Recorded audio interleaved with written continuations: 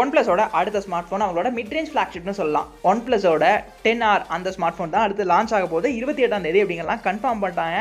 Expectation, specs, price இந்த மாதிரி நிறைய விஷயங்கள் இருக்குல்ல, அதெல்லாம் தான் இந்த வீடியோவில் பார்க்க போகிறோம். இந்த ஃபோனில் எனக்கு என்ன பிடிச்சிருந்தது, இது ஒர்த்தா இல்லையா அப்படிங்கிறதையும் பார்க்கலாம். Hello friends, welcome back to DBC. இந்த மிட் ரேஞ்ச் ஃப்ளாக்ஷிப்னு சொன்ன மாதிரியே அதுக்கேற்ற மாதிரி பேக்கில் கிளாஸ் பில்டு கொடுத்துருக்காங்க. 3 கேமரா இருக்கக்கூடிய ஒரு டீசெண்டான செட்டப் இங்கே OnePlus 10Rல இருக்குது. அது தவிர்த்து ஃப்ரண்ட்டில் இருக்கக்கூடிய போர்ஷன் AMOLED பேனல் தான். வழக்கம் போல் தெரிஞ்சதாங்க, 6.7 inch AMOLED பேனல், அது 120 Hz ரெஃப்ரெஷ் ரேட் வரைக்கும் இருக்கக்கூடிய அந்த ரெஃப்ரெஷ் ரேட் ஸ்க்ரீன் தான் அது. இது ஒரு ஃபுல் HD டிஸ்பிளேவும் கூட.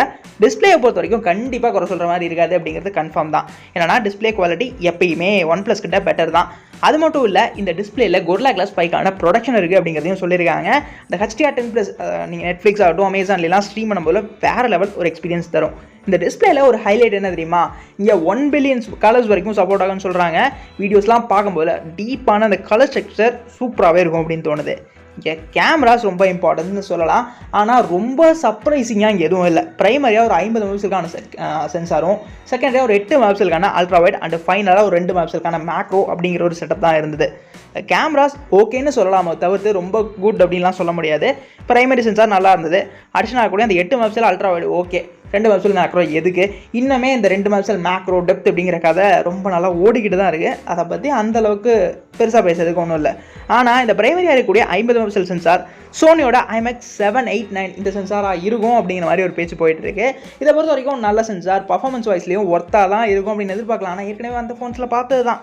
இதில் 4K வரைக்குமான கேப்பபிலிட்டி இருக்குது. அதே மாதிரி இந்த ஃபோன்லேயும் 4K குவாலிட்டியில் வீடியோஸை ரெக்கார்ட் பண்ண முடியும் 30 FPS அப்படிங்கிற சப்போர்ட் இருக்கிறதே நல்ல ஒரு குட் பாயிண்ட்டாக இருந்தது. ஃப்ரண்ட்டில் 16 மெகாபிக்சலுக்கான செல்ஃபியும் 1080p பிக்சலில் ரெசல்யூஷனில் நம்ம வீடியோஸை ரெக்கார்ட் பண்ண முடியும். பேட்டரி தான் இங்கே மெயின் பார்ட்டு. இங்கே ஒரு சூப்பரான விஷயம், 150 வாட்ஸுக்கான சார்ஜிங் சப்போர்ட் பேட்டரிஸில் கொடுத்துருக்காங்க. கொஞ்சம் அதிகமாக இருக்கும் அப்படின்னு தோணுச்சு. 1000 mAhக்கான பேட்டரி. இங்கே பேட்டரியில் வேரியன்ஸ் இருக்குங்க. பேட்டரி அண்ட் ஃபாஸ்ட் சார்ஜிங்கில் வேரியன்ஸ் இருக்குது. என்னென்னு கேட்டிங்கன்னா, இங்கே 2 வேரியன்ஸ் இருக்குது. அதில் ரெகுலராக இருக்கக்கூடிய வேரியண்ட்டு 4500 mAhக்கான பேட்டரியும் 80 வாட்ஸ்க்கான ஃபாஸ்ட் சார்ஜரும். அப்படியே அந்த புது வெர்ஷனு கிட்டத்தட்ட 5000 mAhக்கான பேட்டரியும் 150 வாட்ஸ்க்கான அந்த ஃபாஸ்ட் சார்ஜிங் சப்போர்ட் இருக்கும் அப்படின்னு சொல்கிறாங்க.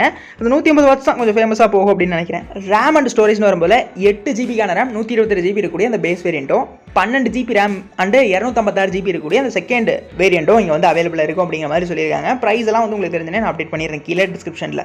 ரேம் டைப்பை பொறுத்த வரைக்கும் இங்கே நமக்கு LPDDR5Xக்கான ரேம் டைப்பும் UFS 3.1க்கான ஸ்டோரேஜ் டைப்பும் எடுத்துகிட்டு வராங்க. ஃபைனலாக இந்த ஃபோனோட முக்கியமான பார்ட் இதோட பர்ஃபார்மன்ஸ் பார்ட் தான். இந்த ஃபோனில் மீடியடெக் கூட Dimensity 8100 இருக்க போகுது அப்படிங்கிறது சொல்லியிருக்காங்க. 8000 பார்த்துருந்தோம், 8100 கொஞ்சம் புதுசாக இருக்கு. ஆனால் உண்மையாக ஒரு ஒர்த்தான சிப் செட்னு அப்படின்னு சொல்லலாம். இங்கே பர்ஃபார்மன்ஸ் வைஸில் பெட்டரான ஒரு அப்கிரேடு வந்து கண்டிப்பாக இந்த OnePlus 10R இருக்குன்னு தான் சொல்லலாம். கேமிங்னு வரும்போது கண்டிப்பாகவே சாட்டிஸ்ஃபைங்கான ஒரு விஷயம் தான் இங்கே இருக்க போகுது. இந்த ப்ராசஸ் நீங்கள் கம்பேர் பண்ணணும் Dimensity 8100 அப்படின்னா 8th gen அதோட கம்பேர் பண்ணிங்க அப்படின்னா கிட்டத்தட்ட ஈக்குவல் பண்ணுதுங்க. கிட்டத்தட்ட இல்லை பக்கமே, ரொம்ப பக்கமே வந்து 90% ஈக்குவல் பண்ணுற லெவலில் தான் இருக்குது இந்த ப்ராசர். அதனால பர்ஃபார்மன்ஸ் கண்டிப்பாக சாட்டிஸ்ஃபைடு தான் அப்படின்னு சொல்லலாம். இந்த ஃபோனை பொறுத்த வரைக்கும் இங்கே அந்த நெகட்டிவ் பாயிண்ட்ஸ் அப்படின்னு நான் சொல்லும்போது எதை சொல்லுவேன்னா, இங்கே ஆக்சிஜன் நாய்ஸ் இருக்க போகிறது இல்லை அப்படிங்கிறதான். அவங்க என்னதான் அது ஆக்சிஜன் நாய்ஸ்னு சொன்னாலுமே அங்கே இருக்க போகிறது கலர் வாய்ஸ் தான். கலர் வாய்ஸ் கம்பைனான ஆக்சிஜன் நாய்ஸ் தான் இருக்க போகுது. அதனால அது வந்து இந்த ஃபோனோட அந்த யூனிக்னஸ் இப்போ இல்லாமல் இருக்கிறதுக்கான ஒரு சின்ன ஃபீல் பண்ண வைக்குது. அதை தவிர்த்து மற்றபடி இருக்கக்கூடிய விஷயங்கள் நல்லா தான் இருந்தது. அந்த கேமரா இருக்கக்கூடிய அந்த ஒரு சின்ன 2 மெகாபிக்சலுக்கான மேக்ரோ அதுவும் கொஞ்சம் மொக்கையாக தான் இருந்தது. மற்றபடி இருக்கக்கூடிய எல்லா விஷயங்களுமே ரொம்ப நல்லாவே பண்ணியிருந்தாங்க. இது ஒரு 30K அண்டு 30 to 40K அந்த செக்மெண்ட்டில் இருக்கும் அப்படின்னு நான் ரொம்ப ஆவலாக எதிர்பார்த்துட்ருக்கேன். வீடியோ பிடிச்சிருந்தது அப்படின்னா லைக் பண்ணிக்கோங்க.